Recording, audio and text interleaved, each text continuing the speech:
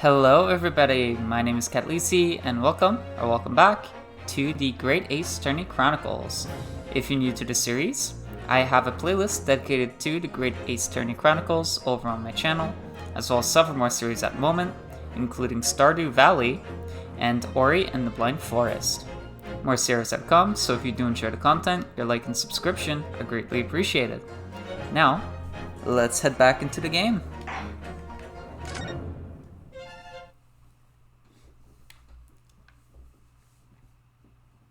So, last episode we left off actually learning that this snake belongs to this guy.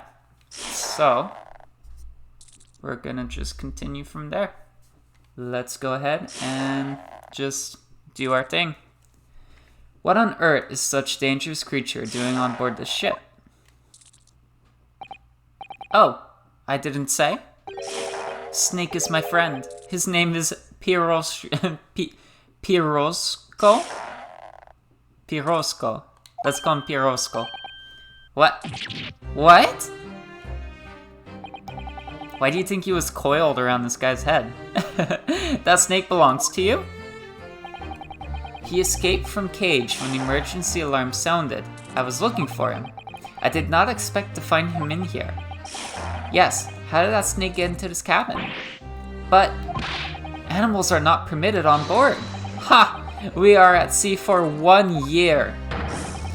You want to be so long without close friend? Without someone who understands? Couldn't you find someone a little more human who understands you better? But, my dear burly fellow, a gargantuan venomous snake, surely you can appreciate the danger you're putting everyone in. No venom. Pirosco does not have venom. He is harmless, very long but very gentle. He is adorable like Granny. It's venomless? Yes. Now he is hungry, so he is in bad mood. But once I feed him, you will see big smile. And you feed him what? Milk, I suppose? Ha! Like they say they milk chickens? Ridiculous! Snakes that drink milk are only in stupid stories. Pirosco eats mouses. Big, fat, round mouses. So is that what the mousetrap in the passageway out there is for? Of course. How else can I catch my friend's favorite food? Nothing says top of the food chain like the look in their eyes right now. It refuses to drink milk, it can't hear a whistle, it can't climb up a bell cord, and it's not even venomous. How the deuce did something so inept land a starring role? It's not my fault. I do not make up stories. My Pirosco is nothing to do with this incident. So that's what happened. That's the truth behind my best friend's tragic death.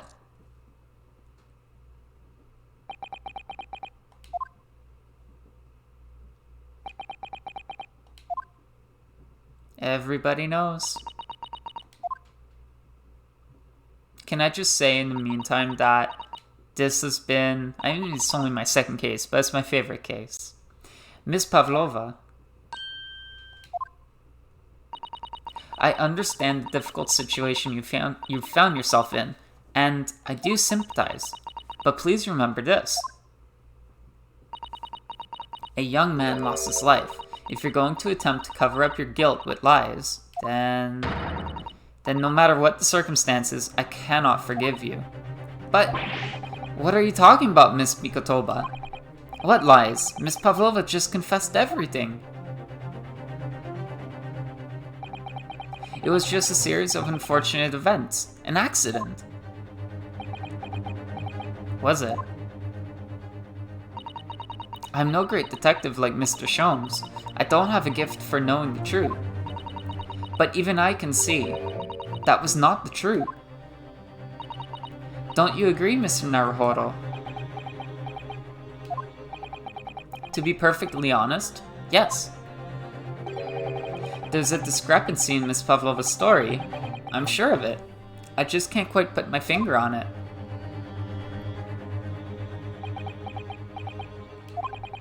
I confess, I was intending to let Scotland Yard deal with any outstanding issues on this matter.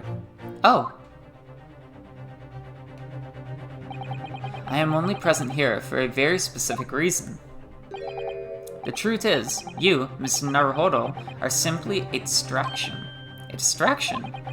I do hope you've not been finding your shackles too uncomfortable. Ah, not again. When did he do that? Especially as they're on your wrists as a result of my intervention. I was rather hoping I could resolve matters before we made our next port call. You were, Mr. Sholmes? Yes, but I overlooked one important detail. The deceased young man was a very close companion of yours. Was he not? Yes. Cosmo was my closest friend. I owed him my freedom, even.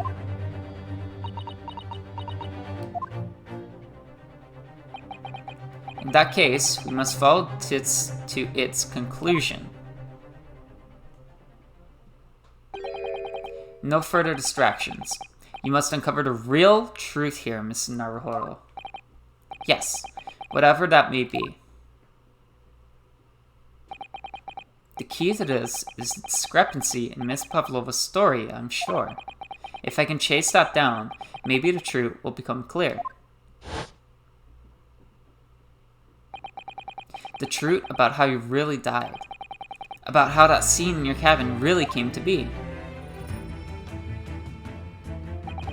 Alright, I'll see what I can do. Excellent.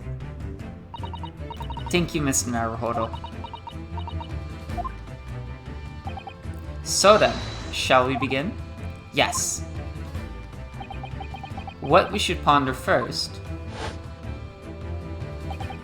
is the victim who lost his life in a cabin that was bolted shut from the inside. Was this truly an unfortunate accident? Or was it in fact no accident at all?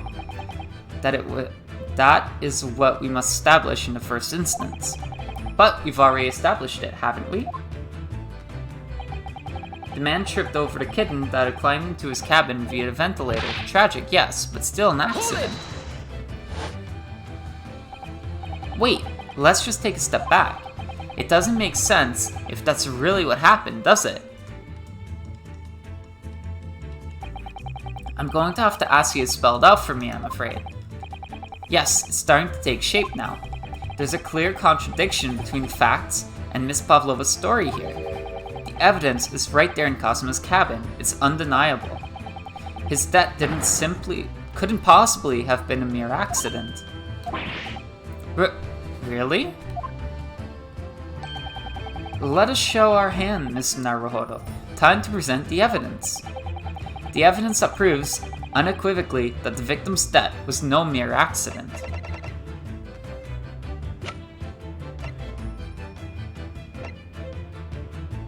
Record kept by the crew sent first. There are virtually no entries from 2 a.m. until early this morning. Mark on the floor. Looks like a scuff mark made by Cosmo's shoes were found by the victim's body. Post-mortem report, there were no traces of external injury or poison. Cosmo's diary. Article about ballerina, article about revolutionary, crime scene photograph.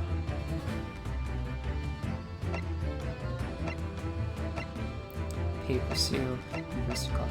Okay, so I could see either the crime scene photograph, you know, with the wording in Russian, being a reason to prove that this was no mere accident. So let's actually examine that. I can't click it. So, okay. Then there is the post-mortem report that says that there were no traces of external injury or poison. So that could be some kind of reason as well to prove that it was no mere accident, because there were no traces of external injury, which you would think there would be traces of injury if I don't know if he fell over, but he did fall over. I don't know what I'm getting to. It's probably not post-mortem report. Then the mark on the floor could be a mark caused by the snake, but they say it's caused from his shoes. Otherwise, maybe the ship's log, because there were no entries from 2 a.m. until early this morning. So I kind of want to show that off.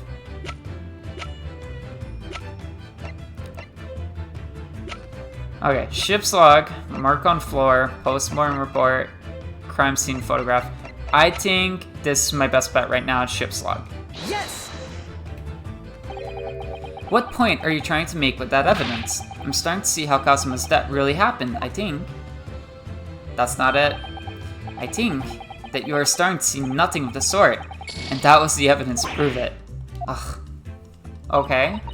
If it was no accident, then what we should be looking for is one of two things. Either the absence of something you would expect to find at the scene of an accident, or the presence of something you wouldn't. Most compendiously put, my dear madam. Ah, I see. I confess, your rather languid "I see" doesn't fill me with confidence, Mr. Naruhodo. Don't worry, Mr. Naruhodo, I believe in you, well, more than Mr. Sholmes does anyway. Yes, it's starting to take shape now. There's a clear contradiction between the facts and Miss Pavlova's story here. The evidence right there in Kazuma's cabin is undeniable. His death couldn't simply have been a mere accident. Really? Okay. Let's present...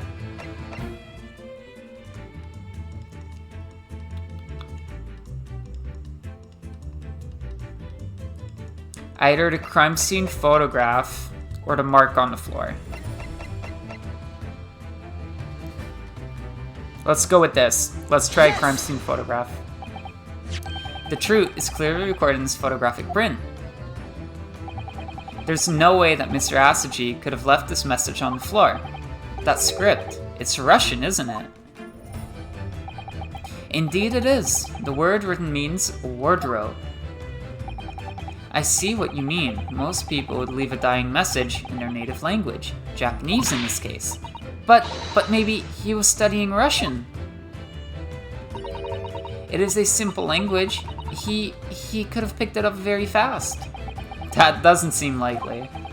That's actually not the point. It makes no difference whether he knew Russian or not. Sorry, what do you mean? Exactly what I said before. There is no way that Mr. Asaji could have left this message on the floor, and the reason why is clearly explained in here.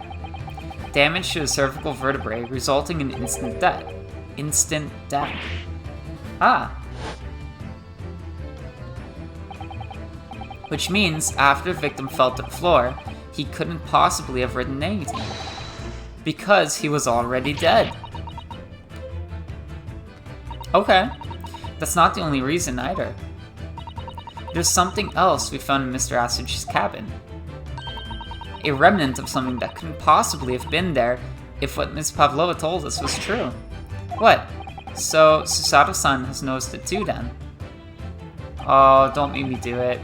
Putting this message on the floor aside, there's something else that gives the truth away. Another piece of evidence that proves this is no accident. In other words... oh no. Something that couldn't have been there.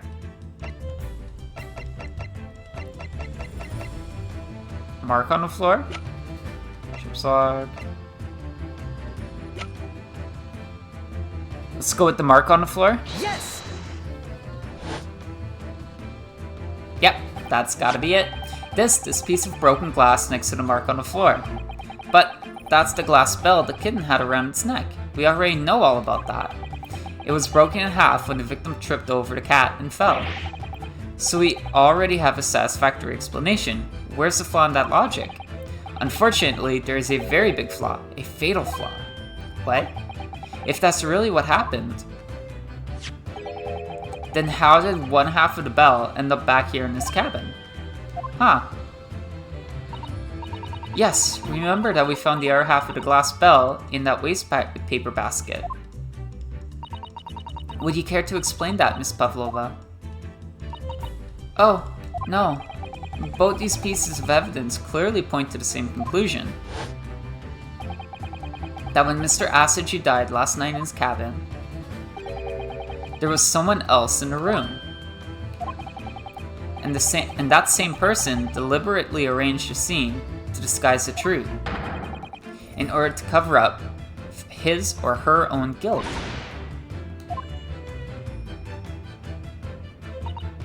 Yes, there was someone else present in Mr. Asaji's. Oh? You are wasting time. Someone else was there. Da, of course, we know this. What are you talking about? Bulkhead was bolted shut from inside. There was no way in or out. Oh, yes. And only other person in the cabin when young student died was you. Yes! It's true, I was in the cabin when it happened. You were shut inside the cabin wardrobe to be precise about the details. But I don't know Russian. There's no way I could have left that message. Not would have. There's no way you could have left that message to be precise about the details. Would you mind? Forgive me, my dear fellow. As I was saying, the person in question wrote the word wardrobe in Russian on the floor in an attempt to incriminate me for this crime, even though I had been sleeping there the entire time. And then, the same person picked up the broken glass bell that had fallen on the floor, for fear of it becoming evidence that would show how Mr. Asaji really died. But why wouldn't this person have taken all the pieces of the bell away? Leaving half behind was always going to raise questions. Yes, well, it was past 1 o'clock in the early hours of the morning. The cabin would have been quite dark. The single small lamp suspended from the ceiling would barely have cast any light onto the floor there. Little wonder then that the culprit failed to notice a fragment of the tiny item. You all suspect me, don't you? Where's the snake? See, man. Stroganoff. Nina is woman of sea. She is daughter of strong sailor. 2 years ago, they noticed her dancing skills and she went away to join ballet company. But before, she was dancer on this ship, a member of ship's band. You do not accuse ship's angel of being criminal. Ah, so that's it. You say that when young student died, Nina was there in his cabin. But that is not possible. I give my tooth. Well, this is almost interesting. And why would you give your tooth, pray? How can you be so sure? You're a great detective. You should know. Look truth in eyes. Cabin bulkhead was bolted shut from inside. Nobody could go into cabin. Not Nina, not anyone. Or you want to tell me that killer can walk through locked doors? Niet, it's impossible. Ugh, he's right. But wait, I've read about this in detective stories. People often tie thread around door latches so they can open and close them from the outside. Thread? Are you stupid? These bulkheads are not barn doors. Certainly not. These are watertight doors, as one would expect to find on any modern steamship. Constructed of heavy steel with not a gap in sight, no threads or needles or magnets could have been used. No, of course not. I thought so too. But Mr. Naruhodo suggested it earlier, so... Susato-san, how could you shift it onto me like that? So, crewman Stroganoff has a valid point. The cabin door couldn't have been bolted shut from the outside. Not necessarily. What? I put it to you that I could bolt this cabin door without laying a finger on it. And in this very cabin, we can see the traces of the method I have in mind having been used before. I don't believe it. Well, Mr. Naruhodo, I believe you know what I mean, don't you? I do. A way to shut the bolt of the cabin door from the outside. One way does spring to mind, yes. Do you really know what Mr. Sholmes means, Mr. Naruhodo? Yes, and so should you. Because we've seen it happen. Indeed we have, so would you care to do the honors, Mr. Naruhodo? Point out the telling signs of the method that was used to slide the cabin door bolt across from the outside. Boom, boom, boom. Oh, am I supposed to go in my court record? Oh no. I am not sure from my court record what I should be showing off.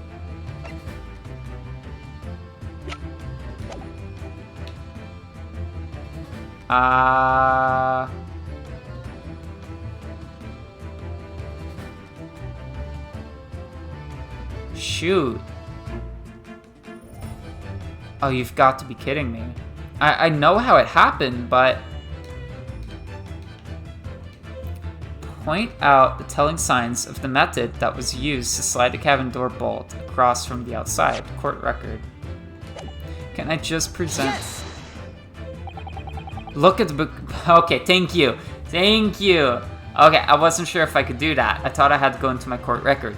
Because there was no, like, usually it's gonna have a light blue and it's gonna go, like, big and small, like, over and over again, like pumping. And I was waiting for that. Look at the bookcase there. See how all the books and things on it have toppled over. That must have happened when the ship made its emergency stop before. Yes, that's right. It's a very powerful vessel after all. When the engines are thrown into reverse, a violent jolt goes across the entire ship. Any small objects that aren't fastened down and are bound to fall over. I believe, yes, it's what's known as the force of inertia, acting on the objects. Is there nothing Susato-san doesn't know? Or that isn't in her book at least? For real. Well, whatever it's called, the same force that pushed over the books on the bookcase also made something else in his cabin move. The bolt on the cabin door. Huh. It was very obvious just after the emergency stop that the ship made earlier. We had come into this cabin not long before, and we hadn't bolted the door. But then...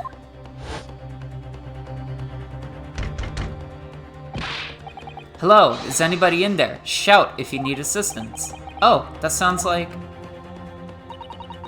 Inspector Hosonaga. Oh yes! That's it! When the ship stopped suddenly, the bolt flew across the locked door. Yes, it's made of metal, but it's small and light enough to be moved by the ship's sudden change of speed.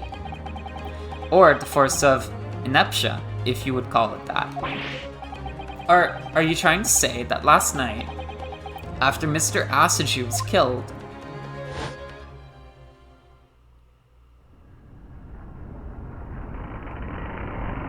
Yep.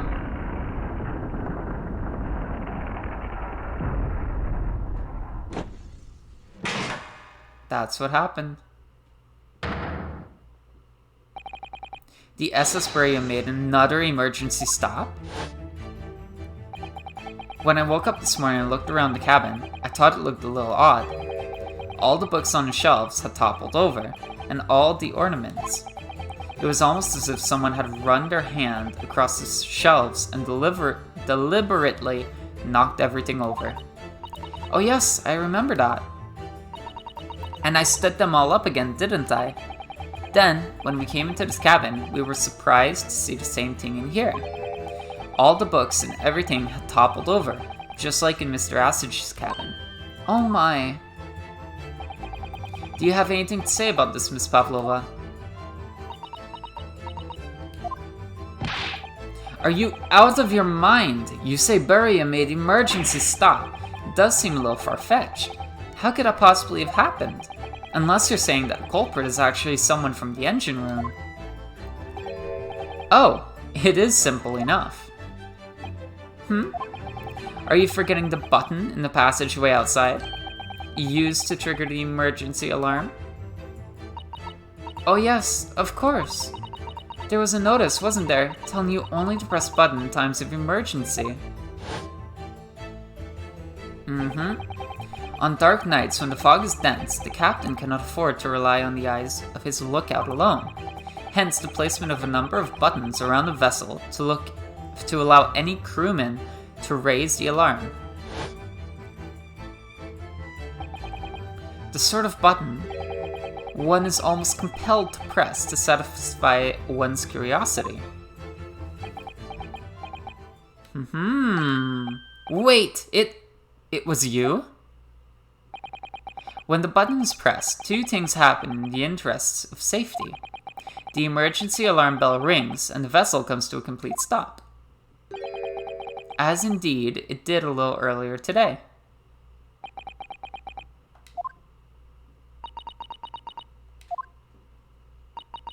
Mr. Sholmes, surely it wasn't you who... As I always say, a button has but one purpose in life. To be pushed, to be pressed. Whatever the occasion. He sounds almost proud of himself. How dare you mess with ship? I report you to Captain. You are in much trouble now. Now, I'm sure all that can wait until later. Let us not overlook the fact that we have now learned a valuable lesson. When a vessel makes an emergency stop, the bolts on the cabin doors slide closed. I'm having a lot of trouble with my words this time too. Goodness. So, what we must now consider. Yes, it all comes down to one thing now. Last night, after what happened to Mr. Asaji, did the ship make an emergency stop, or did it not? You are idiots! Buria is a huge ship with many passengers. If we make emergency stop, even in the middle of night, there would be chaos everywhere. What are your thoughts, Mr. Naruhodo? Well, it's certainly possible that some kind of emergency happened last night. We have evidence to support that idea. Really? What evidence, Mr. Naruhodo? Fascinating. Do show us, my good man. What evidence promotes the theory that some emergency gripped this vessel last night? Boom! Yes! The ship's log. Crewman Stroganov.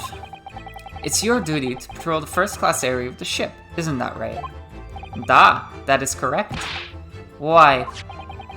And the ship's log here. This would be where you record the details of your duties. What are you doing with that? That is mine! Ah, you rather carelessly left at the top the little makeshift bureau in the passageway out there. But, as responsible passengers, we took it into our care, with a mind to return it to you later.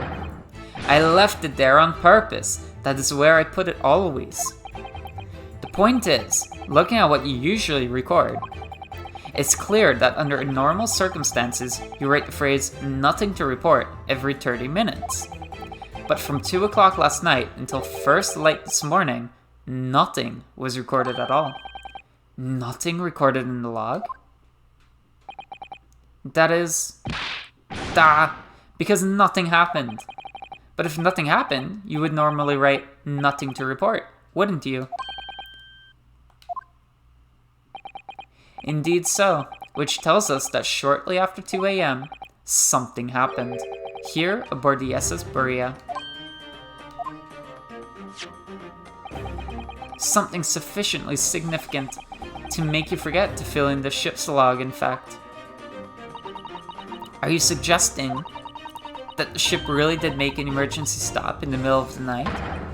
Stop talking rubbish! If I'm perfectly honest, I find that a little hard to believe myself. Oh, why? Well, because if something as major as an emergency stop really had happened, surely all of us would have noticed. That's very true. Thanks to the emergency stop we experienced earlier, we all know what it feels like now. The ship lurched so violently and the alarm bell was so loud, I can't imagine that anybody would sleep through that, even if it happened in the dead of the night. Well, no, that's a good point. But you all woke up with headaches. What of the throbbing? Sorry, what do you mean? Your head, man. The throbbing of your head since this morning. We have all suffered with it. Huh. Oh, yes, I have had a headache. You're right. In fact, I haven't been feeling myself since I woke up today. Nor have I. My head has been feeling heavy ever since dawn. Yes, you've all been afflicted, haven't you? Just as I suspected. He's right, my head's been throbbing today too. And since eating dinner yesterday evening, everything has felt sort of hazy. I can't really remember anything that happened after I climbed back inside the wardrobe. Then, the first thing I noticed this morning was a throbbing pain in my head. I had already been dragged out of the wardrobe and had those handcuffs put on me by that point. Why didn't I wake up when all that was happening to me? Tell me, Mr. Naruhodo. You boarded this vessel as a stowaway, didn't you? Oh, well, yes. Sorry. The stowaway class of accommodation doesn't usually include meals. What did you survive on? Ah, well, Kazuma looked after me. He was always happy to share his meals. So you enjoyed some of the whole roast chicken dish that was served yesterday evening, I take it? Yes, in fact, I had all of that. Kazuma wasn't fond of chicken. Oh really? So the victim didn't eat any of the chicken at all? That's right, he didn't touch it. Is that relevant? My dear fellow, does that not strike you? Oh. Mr. Sholmes, do you mean to say that there was something wrong with the chicken? I do. No. Really? Is that really true? The meal prepared for the passengers last night had been tampered with. Tampered with by the addition of a soporific designed to induce a very deep slumber in those who consumed it. A sleeping drug?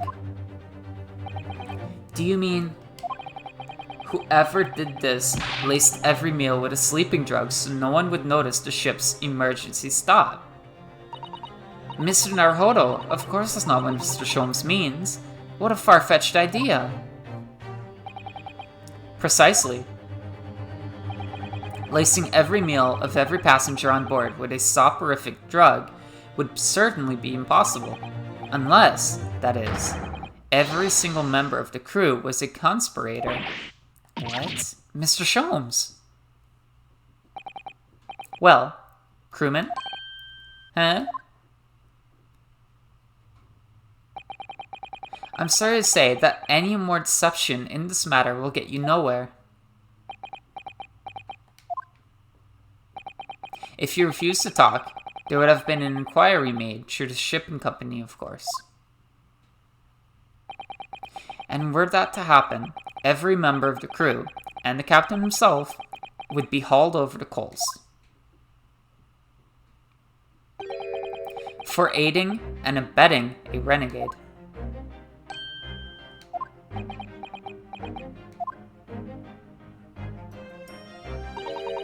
Please, no more. I will tell everything. Hey? I cannot make problems like this for everyone anymore. These crewmen are your former comrades, I believe. Yes. So when I decided to run away, I asked them to help me. We all agreed to help. Everyone together. She threw away everything. Her fame in the ballet, Mother Russia. We wanted to help our angel. I don't believe it. You're right. We put sleeping drug in chicken last night. Yes, I remember now. I did notice chewing on a lump of something strange and bitter at one point.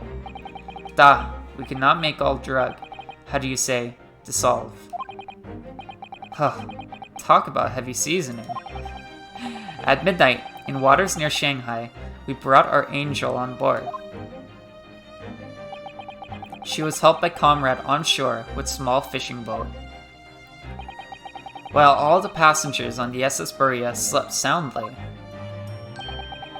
thanks to the almost magical effects of the slumber-inducing potion their evening meals had contained.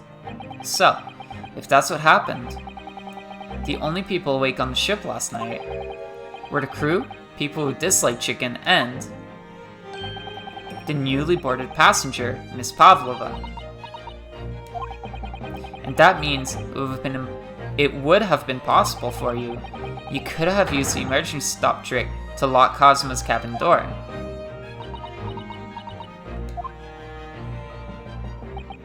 But how does that make sense? Surely every cabin door would have ended up locked in that case, and there would have been complete chaos. Oh, I wouldn't say so. What? Of course.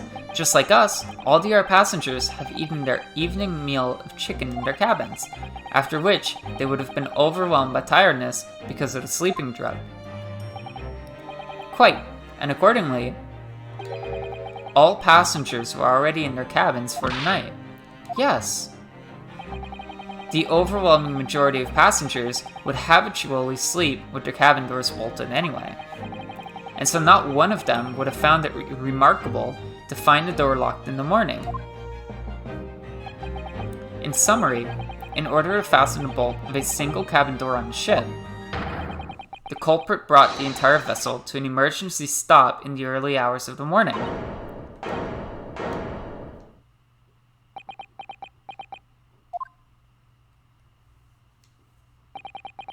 You have talked a long time and said many things. What is point? The point is what I said earlier. There was somebody else present on the scene when the victim lost his life last night. Someone who left a message in Russian on the floor in an attempt to incriminate another. Someone who tried desperately to hide the broken fragments of glass that would reveal the culprit's identity. And someone who abused the ship's emergency stop procedure in order to lock a door. All told, a busy night. So, this is where we're going to end the episode for today, because this series, right, episode 2 of the Great Ace Attorney Chronicles, right, case number 2, is coming to a close. I don't have much left to it, I don't think. It seems like it's pretty close to ending. So, enough to bring us over an hour, which concerns me a bit, but not enough to go too far over an hour, So I want to stop this one right here, almost 40-minute mark, and the next episode will be hopefully in our 30 to 40 minutes, and we can just end it there. So thank you so much for watching. Please leave a like if you've enjoyed the episode, and subscribe if you would like to see more of my content. I wish you all a wonderful day, and I'll see you next time, hopefully, for the final episode of case number 2 of the Great Ace Attorney Chronicles. Peace!